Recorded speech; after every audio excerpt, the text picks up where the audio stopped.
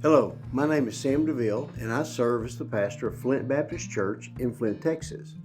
Recently, we asked our online congregation if they would like to submit questions about the Bible or just life in general, and I would give it a shot at answering them. Well, these are those answers. But please remember, these are based on my opinion and are not the official opinion of the church. And they're based on 40 years of ministry and of studying the Bible.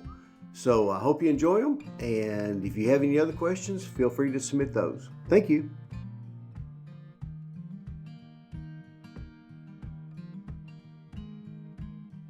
So the first question submitted was, why is there so little archaeological evidence for the time when the Israelites were in Egypt or about the 10 plagues?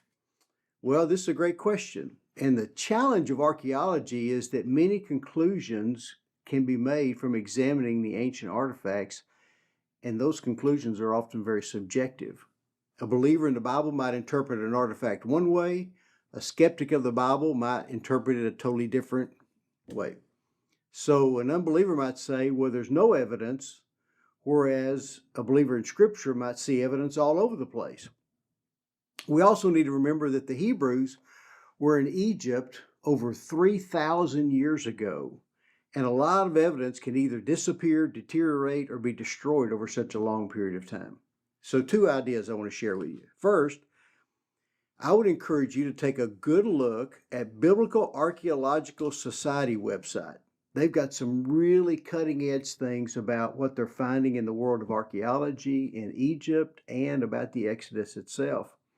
I would also encourage you to look at a website called Patterns of Evidence, and they also have great articles and videos about the most recent archaeological finds from a biblical worldview.